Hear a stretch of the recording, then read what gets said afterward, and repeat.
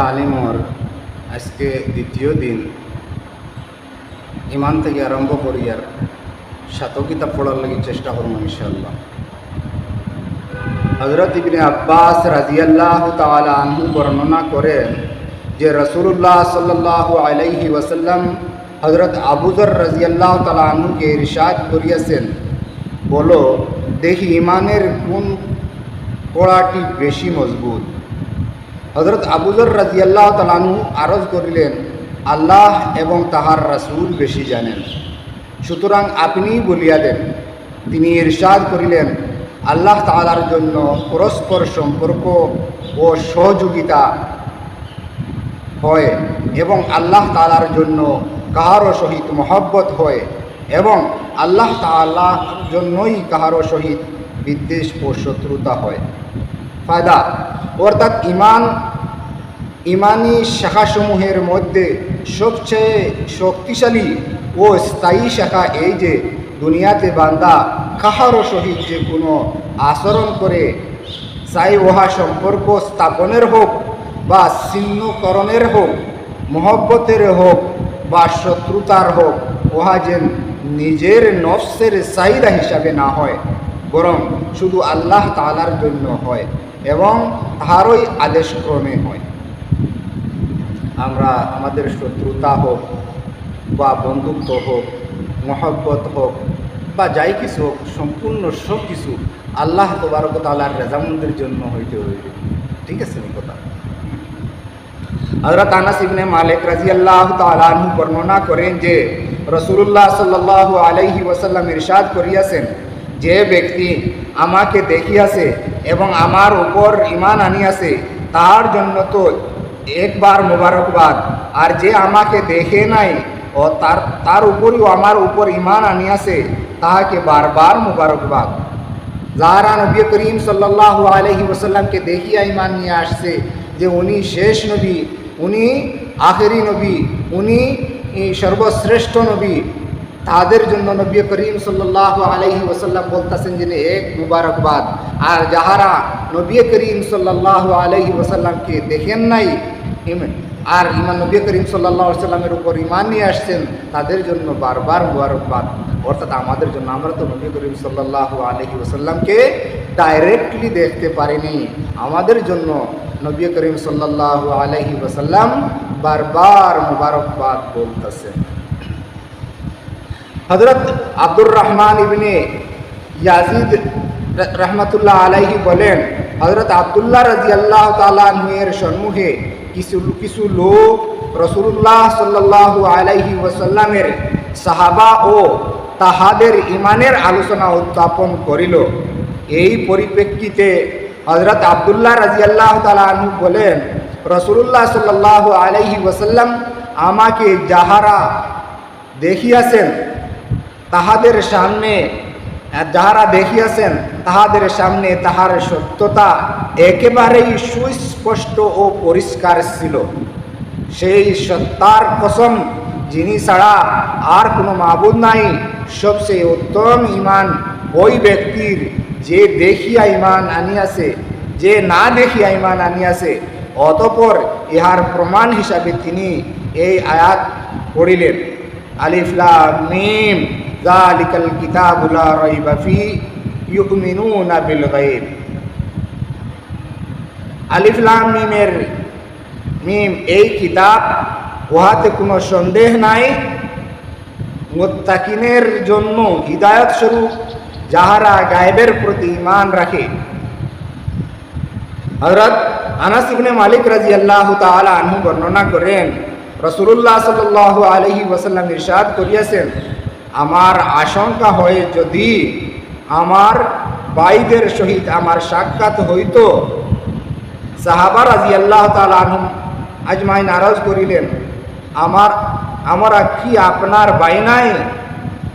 তিনি ইরশাদ করিলেন, তোমরা তো আমার সাহাবী, আমার ভাই হইল তাহারা যাহারা আমাকে না দেখিয়া আমার উপর আনিবে।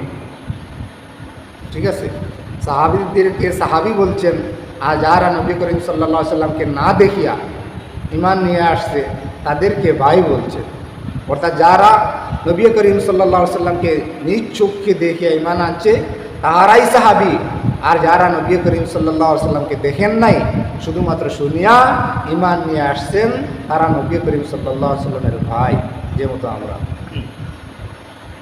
হযরত আবদুর রহমান জুহানি রাদিয়াল্লাহু তাআলা আনহু বর্ণনা করেন, আমরা রাসূলুল্লাহ সাল্লাল্লাহু আলাইহি ওয়াসাল্লামের নিকট বসিয়াছিলাম, এমন সময় সম্মুখ হইতে দুইজন আরোহীকে আসিতে দেখা গেল।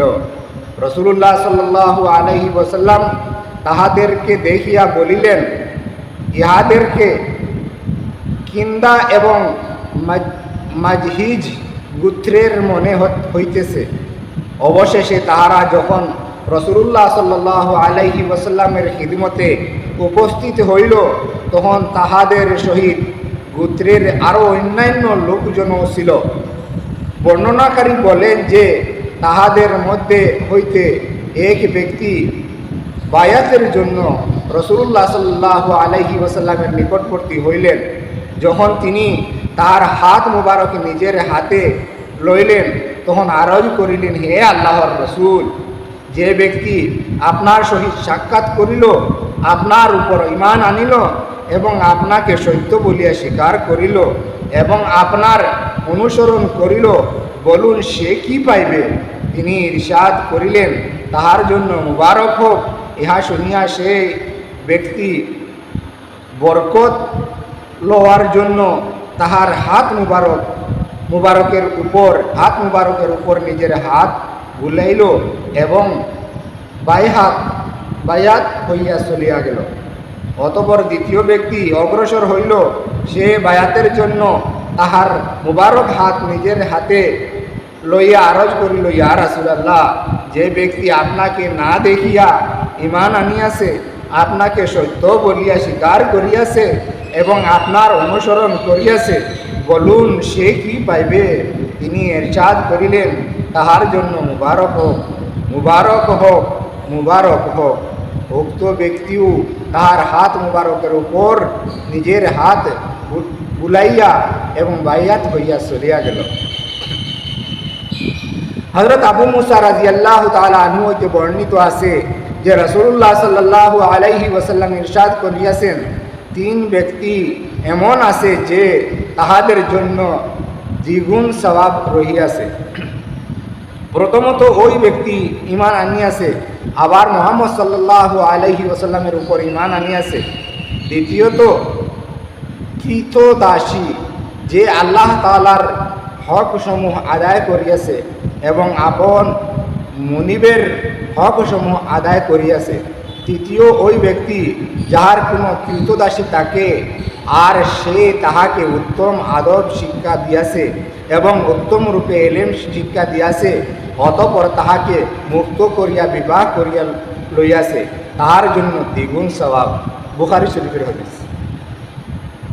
ফায়দা, হাদিস শরীফের উপর উদ্দেশ্য হইল এই সকল লোকের আমলনামায় অন্যদের তুলনায় প্রত্যেক আমলের সওয়াব দ্বিগুণ লেখা হইবে। যেমন দৃষ্টান্তস্বরূপ অন্য কোনো ব্যক্তি নামাজ পড়লে 10 গুণ সওয়াব পাইবে, আর এই আমলই উক্ত 3 প্রকার লোকেদের মধ্যে হইতে কেহ করিলে 20 গুণ সওয়াব পাইবে।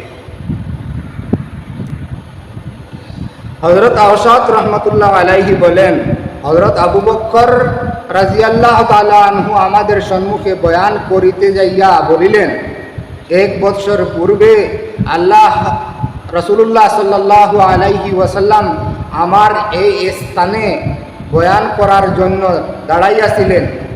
ইহা বলিয়াই হযরত আবু বকর রাদিয়াল্লাহু তাআলা আনহু কাঁদিয়া ফেলিলেন। অতঃপর বলিলেন, আল্লাহ তাআলার নিকট নিজের জন্য আফিয়াত ও নিরাপত্তা চাও, কেননা ঈমান ও ইয়াকিনের পরে আফিয়াত হইতে বড় কোনো নিয়ামত কাহাকেও দান করা হয় নাই। হযরত আমর ইবনে শুআয়ব রাদিয়াল্লাহু তাআলা আনহু হইতে, তিনি তাহার পিতা হইতে, তিনি তাহার দাদা হইতে বর্ণনা করেন যে নবী করিম সাল্লাল্লাহু আলাইহি ওয়াসাল্লাম ইরশাদ করিয়াছেন, উম্মতের সংশোধনের শুরু হইয়াছে ইয়াকিন ও দুনিয়ার প্রতি আনা শক্তির দ্বারা, আর উহার ধ্বংসের শুরু হইবে কৃপণতা ও দীর্ঘ আশা আশঙ্কার কারণে। হযরত উমর ইবনে খাত্তাব রাদিয়াল্লাহু তাআলা আনহু হইতে বর্ণিত আছে যে রাসূলুল্লাহ সাল্লাল্লাহু আলাইহি ওয়াসাল্লাম ইরশাদ করিয়াছেন, তোমরা যদি আল্লাহ তাআলার উপর এমনভাবে তাওয়াক্কুল করিতে আরম্ভ করো যেমন তাওয়াক্কুলের হক রহিয়াছে, তবে তোমাদিগকে এমনভাবে রুজি দান করা হইবে যেমন পাখিদেরকে রুজি দান করা হয়। ওহারা সকালে খালি পেটে বাহির হইয়া যায় এবং বিকালে ভরা পেটে ফিরিয়া আসে। হযরত জাবের বিন আব্দুল্লাহ রাদিয়াল্লাহু তাআলা আনহু হইতে বর্ণিত আছে, তিনি রাসূলুল্লাহ সাল্লাল্লাহু আলাইহি ওয়াসাল্লামের সহিত এই জিহাদে শরীক ছিলেন যাহা নাজদ অভিমুখে হইয়াছিল। যখন রাসূলুল্লাহ সাল্লাল্লাহু আলাইহি ওয়াসাল্লাম জিহাদ হইতে ফিরিয়া আসিলেন, তখন তিনিও তাহার সহিত ফিরিলেন। ফেরার পথে এই ঘটনা ঘটিল। সাহাবা রাদিয়াল্লাহু তাআলা আনহুম আজমাইন দুপুরের সময়ে বাবলা গাছের বড়া এক ময়দানে পৌঁছিলেন। রাসূলুল্লাহ সাল্লাল্লাহু আলাইহি ওয়াসাল্লাম সেখানে বিশ্রাম লওয়ার জন্য থামিলেন। সাহাবায়ে কেরাম রাদিয়াল্লাহু তাআলা আলাইহিম আজমাইন গাছের ছায়ার তালাশে এদিকে সেদিকে ছড়াইয়া পড়িলেন। রাসূলুল্লাহ সাল্লাল্লাহু আলাইহি ওয়াসাল্লাম আরাম করিবার জন্য বাবলা গাছের নিচে জায়গা লইলেন এবং গাছের সহিত নিজের তরবারিটি ঝুলাইয়া রাখিলেন। আমরাও কিছু সময়ের জন্য বিভিন্ন গাছের ছায়াতে ঘুমাইয়া পড়িলাম। হঠাৎ আমরা শুনিতে পাইলাম যে রাসূলুল্লাহ সাল্লাল্লাহু আলাইহি ওয়াসাল্লাম আমাদেরকে ডাকিতেছেন। যখন আমরা সেখানে পৌঁছিলাম, তখন তাহার নিকট একজন গ্রাম্য কাফের উপস্থিত ছিল। রাসূলুল্লাহ সাল্লাল্লাহু আলাইহি ওয়াসাল্লাম বলিলেন, আমি ঘুমাইতেছিলাম, এমত অবস্থায় সে আমার উপর আমারই তরবারি উত্তোলন করিয়াছে। জাগ্রত হইয়া দেখিলাম আমার খোলা তরবারিটি তাহার হাতে রহিয়াছে। সে আমাকে বলিল, তোমাকে আমার হাত হইতে কে বাঁচাইবে? আমি 3 বার বলিলাম, আল্লাহ। রাসূলুল্লাহ সাল্লাল্লাহু আলাইহি ওয়াসাল্লাম সেই গ্রাম্য লোকটিকে কোনো শাস্তি দিলেন না এবং উঠিয়া বসিয়া গেলেন। বুখারী শরীফের হাদিস। ভাই মুহতারাম দোস্ত আর বুজুর্গ, হযরত সালেহ ইবনে মিশমার ও হযরত জাফর ইবনে বুরকান রহমাতুল্লাহ আলাইহি বলেন, রাসূলুল্লাহ সাল্লাল্লাহু আলাইহি ওয়াসাল্লাম হযরত মালিক ইবনে হারিস রাদিয়াল্লাহু তাআলা আনহুকে জিজ্ঞাসা করিলেন, হে হারিস, তুমি কি অবস্থায় আছো? তিনি আরজ করিলেন, আল্লাহ তাআলার মেহেরবানিতে আমি ঈমানের অবস্থায় আছি। তিনি জিজ্ঞাসা করিলেন, তুমি কি প্রকৃত মুমিন? তিনি আরজ করিলেন, আমি প্রকৃত মুমিন। রাসূলুল্লাহ সাল্লাল্লাহু আলাইহি ওয়াসাল্লাম বলিলেন, চিন্তা করিয়া বলো, প্রত্যেক জিনিসের একটি হকিকত হয়। তোমার ঈমানের হকিকত কি? অর্থাৎ তুমি কিসের ভিত্তিতে এই দাবি করিতেছ যে আমি প্রকৃত মুমিন? তিনি আরজ করিলেন, আমার কথার হকিকত এই যে আমি আমার অন্তরকে দুনিয়া হইতে সরাইয়া লইয়াছি, রাত্রি জাগরণ করি, দিনের বেলায় পিপাসার্থ থাকি, অর্থাৎ রোজা থাকি। আর যখন আমার রবের আরশকে আনা হইবে, সেই দৃশ্য যেন আমি দেখিতেছি। বেহেশতের পরস্পর দেখা সাক্ষাতের দৃশ্য আমার চোখের সামনে বাষ্পমান থাকে, আর জাহান্নামীদের চিৎকার যেন আমি নিজ কানে শুনিতেছি। অর্থাৎ সর্বদা বেহেশত ও দুজখের কল্পনা বিদ্যমান থাকে। তিনি তাহার এই কথাবার্তা শুনিয়া বলিলেন, হারিস এমন মুমিন যাহার অন্তর ঈমানের নূর দ্বারা আলোকিত হইয়া গিয়াছে।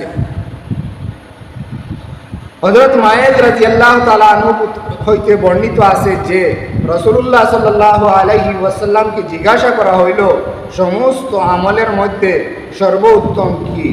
রাসূলুল্লাহ সাল্লাল্লাহু আলাইহি ওয়াসাল্লাম ইরশাদ করিলেন, সমস্ত আমলের মধ্যে সর্বোত্তম আমল আল্লাহর উপর ঈমান আনা, যিনি একা, অতঃপর সিজদা করা, অতঃপর মকবুল হজ। এই সকল আমল ও অন্যান্য আমলের মধ্যে ফজিলতের দিক হইতে এই পরিমাণ ব্যবধান রহিয়াছে, যে পরিমাণ পূর্ব ও পশ্চিমের মধ্যে দূরত্বের ব্যবধান রহিয়াছে। হযরত আবু উমামা রাদিয়াল্লাহু তাআলা আনহু বলেন, রাসূলুল্লাহ সাল্লাল্লাহু আলাইহি ওয়াসাল্লামের সাহাবা রাদিয়াল্লাহু তাআলা আলাইহিম আজমাইন একদিন তার সামনে দুনিয়ার আলোচনা করিলেন। তখন রাসূলুল্লাহ সাল্লাল্লাহু আলাইহি ওয়াসাল্লাম ইরশাদ করিলেন, মনোযোগ দিয়া শুনো, মনোযোগ দিয়া শুনো, নিঃসন্দেহে সাদাসিধা জীবন ইমানের অংশ, নিঃসন্দেহ সাদাসিধা জীবন ইমানের অংশ। আবু দাউদ শরীফের হাদিস। ভাই মাহতরম দুস্তর বুজুর্গ, ফায়দা ইহার অর্থ হইল আড়ম্বরতা ও সাজসজ্জার জিনিস পরিত্যাগ করা। হযরত আমর ইবনে আব্বাস রাদিয়াল্লাহু তাআলা আনহু হইতে বর্ণিত আছে যে তিনি রাসূলুল্লাহ সাল্লাল্লাহু আলাইহি ওয়াসাল্লামকে জিজ্ঞাসা করিলেন, কোন ঈমান সর্বাপেক্ষা উত্তম? রাসূলুল্লাহ সাল্লাল্লাহু আলাইহি ওয়াসাল্লাম ইরশাদ করিলেন, ওই ঈমান যাহার সহিত হিজরত মুক্ত হয়। তিনি জিজ্ঞাসা করিলেন, হিজরত কি? ইরশাদ করিলেন, হিজরত এই যে তুমি মন্দ কাজ পরিত্যাগ করো। হযরত সুফিয়ান ইবনে আব্দুল্লাহ সাকাফি রাদিয়াল্লাহু তাআলা আনহু বলেন, আমি আরজ করিলাম, ইয়া রাসূলুল্লাহ, আমাকে ঈমানের ব্যাপক অর্থবোধক এমন কোনো কথা বলিয়া দিন, আপনার পর আমার জন্য পুনরায় ওই বিষয়ে আর কাহাকেও জিজ্ঞাসা করার প্রয়োজন না থাকে। তিনি ইরশাদ করিলেন, তুমি ইহা বলো যে আমি আল্লাহর উপর ঈমান আনিলাম, অতঃপর ইহার উপর অবিচল থাকো। ফায়দা, অর্থাৎ প্রথমে আন্তরিকভাবে আল্লাহ তাআলার জাত ও সিফাতের উপর ঈমান আনয়ন করো, অতঃপর আল্লাহ তাআলা ও তাহার রাসূল সাল্লাল্লাহু আলাইহি ওয়াসাল্লামের হুকুমের উপর আমল করো। আর এই ঈমান ও আমল যেন সাময়িক না হয়, বরং পাকাপোক্তভাবে উহার উপর কায়েম থাকো। হযরত আব্দুল্লাহ ইবনে আমর আস রাদিয়াল্লাহু তাআলা আনহু হইতে বর্ণিত আছে যে রাসূলুল্লাহ সাল্লাল্লাহু আলাইহি ওয়াসাল্লাম ইরশাদ করিয়াছেন, ঈমান তোমাদের অন্তরে এমনভাবে পুরানা ও দুর্বল হইয়া যায়, যেমন কাপড় পুরানা হইয়া যায়। সুতরাং আল্লাহ তাআলার নিকট দোয়া করো যে তিনি তোমাদের অন্তরে ঈমানকে তাজা রাখেন। হযরত আবু হুরায়রা রাদিয়াল্লাহু তাআলা আনহু হইতে বর্ণিত আছে যে রাসূলুল্লাহ সাল্লাল্লাহু আলাইহি ওয়াসাল্লাম ইরশাদ করিয়াছেন, আল্লাহ তাআলা আমার উম্মতের ওই সকল ওয়াসাসমূহকে মাফ করিয়া দিয়াছেন যাহা ঈমান ও ইয়াকিনের বিপরীত অথবা গুনাহের ব্যাপারে অনিচ্ছাকৃত তাহার অন্তরে আসে, যতক্ষণ পর্যন্ত সে ব্যক্তি ওই ওয়াসওয়াসা মোতাবিক আমল না করে অথবা উহাকে মুখ উচ্চারণ না করে। হযরত আবু হুরায়রা রাদিয়াল্লাহু তাআলা আনহু বলেন, কয়েকজন সাহাবা রাদিয়াল্লাহু তাআলা আলাইহিম আজমাইন নবী করিম সাল্লাল্লাহু আলাইহি ওয়াসাল্লামের খিদমতে হাজির হইয়া আরজ করিলেন, আমাদের অন্তরে এমন কিছু কল্পনা আসে যাহা মুখে উচ্চারণ করা আমরা অত্যন্ত খারাপ মনে করি। রাসূলুল্লাহ সাল্লাল্লাহু আলাইহি সাল্লাম জিজ্ঞাসা করিলেন, সত্যি কি তোমাদের নিকট ওই সমস্ত কল্পনা মুখে উচ্চারণ করিতে খারাপ লাগে? সাহাবা রাদিয়াল্লাহু তাআলা আলাইহিম আজমাইন আরজ করিলেন, জি হ্যাঁ। তিনি ইরশাদ করিলেন, ইহাই তো ঈমান। মুসলিম শরীফের হাদিস।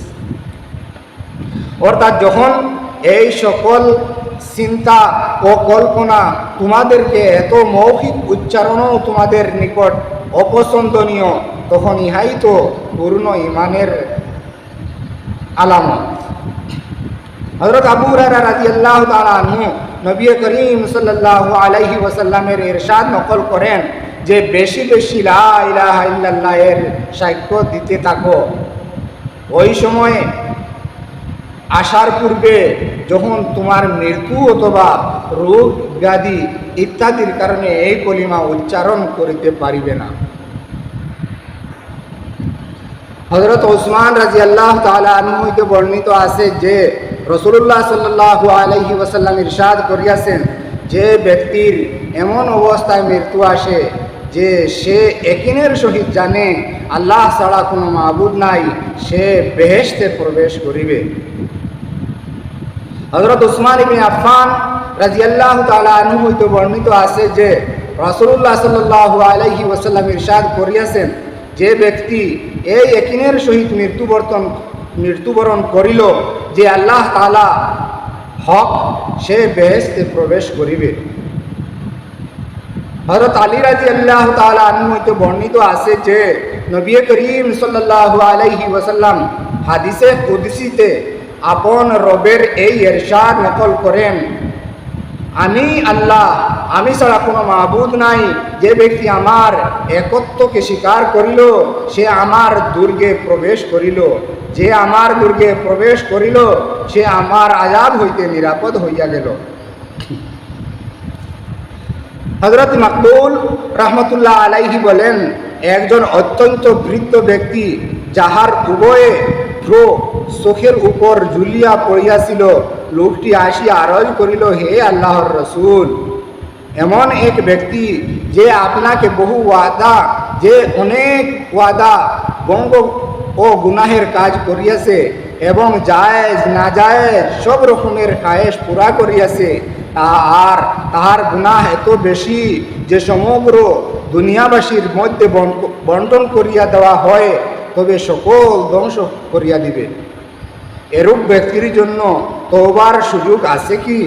রাসূলুল্লাহ সাল্লাল্লাহু আলাইহি ওয়াসাল্লাম বলেন, তুমি কি মুসলমান হইয়াছ?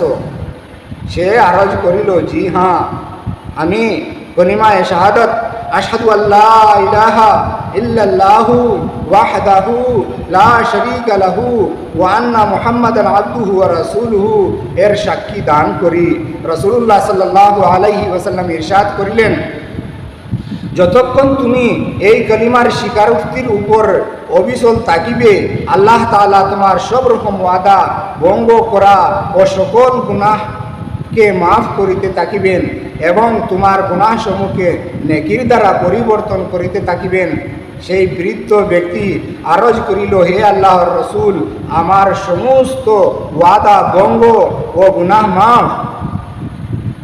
রাসূলুল্লাহ সাল্লাল্লাহু আলাইহি ওয়াসাল্লাম বলিলেন, হ্যাঁ, তোমার সমস্ত ওয়াদা ভঙ্গ ও গুনাহ মাফ। ইহা শুনিয়া সেই বৃদ্ধ ব্যক্তি আল্লাহু আকবার লা ইলাহা ইল্লাল্লাহ বলিতে বলিতে পিঠ ঘুরাইয়া আনন্দের সহিত চলিয়া গেল। হযরত আব্দুল্লাহ ইবনে আমর ইবনে আস রাদিয়াল্লাহু তাআলা আনহু হইতে বর্ণিত আছে যে তিনি বলেন, আমি রাসূলুল্লাহ সাল্লাল্লাহু আলাইহি ওয়াসাল্লামকে এই ইরশাদ করিতে শুনিয়াছি, কিয়ামতের দিন আল্লাহ তাআলা আমার উম্মতের মধ্যে হইতে এক ব্যক্তিকে বাছাই করিয়া সমস্ত সৃষ্টির সম্মুখে ডাকিবেন এবং তাহার সম্মুখে আমলের 99টি দফতর খুলিবেন। প্রতিটি দফতরের 30টি সীমা পর্যন্ত বিস্তৃত হইবে। অতঃপর তাহাকে জিজ্ঞাসা করা হইবে, এই আমলনামাসমূহ হইতে তুমি কোনো কিছু অস্বীকার করো কি? আমার যে সকল ফেরেশতারা আমলসমূহ লেখার কাজে ছিল, তাহারা তোমার উপর কোনো জুলুম করিয়াছে কি? কোনো গুনাহ না করা সত্ত্বেও লিখিয়াছে কি? অথবা করার সে বেশি লিখিয়াছে? সে আরজ করিবে, না না, অস্বীকার করার কোনো সুযোগ আছে না, ফেরেশতারা জুলুম করিয়াছে। অতঃপর আল্লাহ তাআলা জিজ্ঞাসা করিবেন, তোমার নিকট এই সকল বদ আমলের কোনো উজর আছে কি? সে আরজ করিবে, না, কোনো উজরও নাই। আল্লাহ তাআলা বলিবেন, আচ্ছা তোমার একটি নেকি আমার নিকট আছে, আজ তোমার উপর কোনো জুলুম করা হইবে না। অতঃপর কাগজের একটি টুকরা বাহির করা হইবে, যাহার মধ্যে আশহাদু আল্লাহ ইলাহা ওয়া আশহাদু আল্লাহ ইলাহা ইল্লাল্লাহু ওয়া আশহাদু আন্না মুহাম্মাদান আবদুহু ওয়া রাসূলুহু লিখিত থাকিবে। আল্লাহ তাআলা বলিবে, যাও ইহাকে ওজন করাইয়া লাও। সে আরজ করিবে, হে আমার রব, এত বড় বড় দফতরের মোকাবিলায় এই টুকরা কি কাজে আসিবে? আল্লাহ তাআলা বলিবেন, তোমার উপর জুলুম করা হইবে না। অতঃপর ওই সকল দফতর এক পাল্লায় রাখা হইবে, আর কাগজের এই টুকরা অপর পাল্লায় রাখা হইবে। তখন সেই কাগজের টুকরার ওজনের মোকাবিলায় দফতরের পাল্লা উড়িতে আরম্ভ করিবে। প্রকৃত কথা হইল, আল্লাহ তাআলার নামের মোকাবিলায় কোনো জিনিসই ওজন রাখে না। হযরত আমরাহ আনসারী রাদিয়াল্লাহু তাআলা আনহু হইতে বর্ণিত আছে যে রাসূলুল্লাহ সাল্লাল্লাহু আলাইহি ওয়াসাল্লাম ইরশাদ করিয়াছেন, আমি সাক্ষ্য দিতাছি যে আল্লাহ তাআলা ছাড়া কোনো মাবুদ নাই এবং আমি আল্লাহ তাআলার রাসূল। যে কোনো বান্দা অন্তর দ্বারা এই কলেমার প্রতি ইয়াকিন করিয়া আল্লাহ তাআলার সহিত সাক্ষাৎ করিবে, অবশ্যই এই কলিমায়ে শাহাদত তাহার জন্য কিয়ামতের দিন জাহান্নামের আগুন হইতে আড়াল হইয়া যাইবে। এক রিওয়ায়াতে আছে, সেই ব্যক্তি এই দুইটি বিষয় আল্লাহ তাআলার একত্ব ও রাসূলুল্লাহ সাল্লাল্লাহু আলাইহি সাল্লামের রিসালাতের সাক্ষ্য লইয়া আল্লাহ তাআলার সহিত কিয়ামতের দিন সাক্ষাৎ করিবে, তাহাকে বেহেশতে দাখিল করা হইবে, চাই তাহার আমলনামায় যত গুনাহই হোক থাকুক না কেন। ফায়দা, হাদিসের ব্যাখ্যাকারীগণ অন্যান্য হাদিসের আলোকে এই হাদিসটি এই ধরনের অন্যান্য হাদিসসমূহের ব্যাখ্যা এরূপ করেন যে ব্যক্তি উভয় শাহাদত অর্থাৎ আল্লাহ তাআলার একত্ব ও রাসূলুল্লাহ সাল্লাল্লাহু আলাইহি ওয়াসাল্লামের রিসালাতের সাক্ষ্য লইয়া আল্লাহ তাআলার দরবারে পৌঁছিবে, তাহার আমলনামায় যদি গুনাহ থাকেও তবু আল্লাহ তাআলা তাহাকে অবশ্যই বেহেশতে দাখিল করিবেন, হয় আপন মেহেরবানিতে ক্ষমা করিয়া দিয়া অথবা গুনাহের শাস্তি দান করিয়া। হযরত ইতবান ইবনে মালিক রাদিয়াল্লাহু তাআলা আনহু হইতে বর্ণিত আছে যে নবী করিম সাল্লাল্লাহু আলাইহি ওয়াসাল্লাম ইরশাদ করিয়াছেন, এমন হইতে পারে না যে কোনো ব্যক্তি এই কথার সাক্ষ্য দিবে যে আল্লাহ তাআলা ছাড়া কোনো মাবুদ নাই এবং আমি মুহাম্মদ সাল্লাল্লাহু আলাইহি ওয়াসাল্লামের পর মুহাম্মদ সাল্লাল্লাহু আলাইহি ওয়াসাল্লাম আল্লাহ তাআলার রাসূল, অতঃপর সে জাহান্নামে দাখিল হইবে অথবা জাহান্নামের আগুন তাহাকে বক্ষণ করিবে। হযরত আবু কাতাদা রাদিয়াল্লাহু তাআলা আনহু তাহার পিতা হইতে নবী করিম সাল্লাল্লাহু আলাইহি ওয়াসাল্লামের ইরশাদ বর্ণনা করেন যে ব্যক্তি এই কথার সাক্ষ্য দিয়াছে যে আল্লাহ তাআলা ছাড়া কোনো মাবুদ নাই এবং আমি মুহাম্মদ সাল্লাল্লাহু আলাইহি ওয়াসাল্লাম আল্লাহ তাআলার রাসূল এবং অধিক পরিমাণে বলার দরুন তাহার জবান এই কলিমার অভ্যস্ত হইয়া গিয়াছে, আর এই কলিমা পড়ার দ্বারা অন্তরে প্রশান্তি লাভ হয়, এমন ব্যক্তিকে জাহান্নামের আগুন ভক্ষণ করিবে না। হযরত মুআয ইবনে জাবাল রাদিয়াল্লাহু তাআলা আনহু হইতে বর্ণিত আছে যে নবী করিম সাল্লাল্লাহু আলাইহি ওয়াসাল্লাম ইরশাদ করিয়াছেন, যে কোনো ব্যক্তি এই অবস্থায় মৃত্যুবরণ করিবে যে খাঁটি অন্তরে এই কথা সাক্ষ্য দেয় যে আল্লাহ তাআলা ছাড়া কোনো মাবুদ নাই এবং আমি আল্লাহ তাআলার রাসূল, আল্লাহ তাআলা অবশ্যই তাহাকে ক্ষমা করিয়া দিবেন। হযরত আনাস ইবনে মালিক রাদিয়াল্লাহু তাআলা আনহু হইতে বর্ণিত আছে যে একদিন রাসূলুল্লাহ সাল্লাল্লাহু আলাইহি ওয়াসাল্লামের সহিত হযরত মুআয রাদিয়াল্লাহু তাআলা আনহু একই উটের পিঠে সওয়ার ছিলেন। রাসূলুল্লাহ সাল্লাল্লাহু আলাইহি ওয়াসাল্লাম বলিলেন, হে মুআয ইবনে জাবাল। তিনি আরজ করিলেন, লাব্বাইক ইয়া রাসূলুল্লাহ। হে আল্লাহর রাসূল, আমি হাজির। রাসূলুল্লাহ সাল্লাল্লাহু আলাইহি ওয়াসাল্লাম পুনরায় বলিলেন, হে মুআজ। তিনি আরজ করিলেন, লাব্বাইক ইয়া রাসূলুল্লাহ। হে আল্লাহর রাসূল, আমি হাজির। তিনি তিনবার এমন হইল। অতঃপর রাসূলুল্লাহ সাল্লাল্লাহু আলাইহি ওয়াসাল্লাম, আল্লাহ তাআলার রাসূল, আল্লাহ তাআলা এইরূপ ব্যক্তিকে দুজখের উপর হারাম করিয়া দিয়াছেন। হযরত মুআজ রাদিয়াল্লাহু তাআলা আনহু এই সুসংবাদ শুনিয়া আরজ করিলেন, আমি কি লোকদেরকে ইহার খবর দিব না, যাহাতে তাহারা খুশি হইয়া যায়? রাসূলুল্লাহ সাল্লাল্লাহু আলাইহি ওয়াসাল্লাম ইরশাদ করিলেন, তখন তাহারা উহার উপর ভরসা করিয়া বসিয়া থাকিবে, আমল করা ছাড়িয়া দিবে। হযরত আনাস রাদিয়াল্লাহু তাআলা আনহু বলেন, হযরত মুআজ রাদিয়াল্লাহু তাআলা আনহু এই বয়ে যে হাদিস গোপন করা গুনাহ না হইয়া যায়, জীবনের শেষ মুহূর্তে লোকদের মধ্যে এই হাদিস বর্ণনা করিয়া দিয়াছেন। বুখারী শরীফ। ফায়দা, যে সকল হাদিসে শুধু লা ইলাহা ইল্লাল্লাহু মুহাম্মাদুর রাসূলুল্লাহ এর সাক্ষ্যের উপর দুজখের আগুন হারাম হওয়ার উল্লেখ আছে, হাদিস ব্যাখ্যাকারীগণ এইরূপ হাদিসসমূহের দুইটি অর্থ বর্ণনা করিয়াছেন। এক, এই যে দুজখের চিরস্থায়ী আযাব হইতে মুক্তি পাইবে, অর্থাৎ কাফির মুশরিকদের মতো চিরস্থায়ীভাবে তাহাদেরকে দুজখে রাখা হইবে না, যদিও মন্দ আমলের শাস্তির জন্য কিছু সময় দুজখে রাখা হইবে। দ্বিতীয় অর্থ এই যে লা ইলাহা ইল্লাল্লাহু মুহাম্মাদুর রাসূলুল্লাহর সাক্ষ্যের ভিতর পুরা ইসলামী জিন্দেগি অন্তর্ভুক্ত রহিয়াছে। যে ব্যক্তি খাঁটি অন্তরে এবং বুঝিয়া শুনিয়া এই সাক্ষ্য দিয়াছে, তাহার জিন্দেগি পরিপূর্ণরূপে দ্বীন ইসলাম মোতাবেক হইবে। আল্লাহ তাবারক তাআলা আমি আপনাদের সবাইকে বুঝিয়া শুনিয়া আমল করার জন্য তৌফিক দান করুন।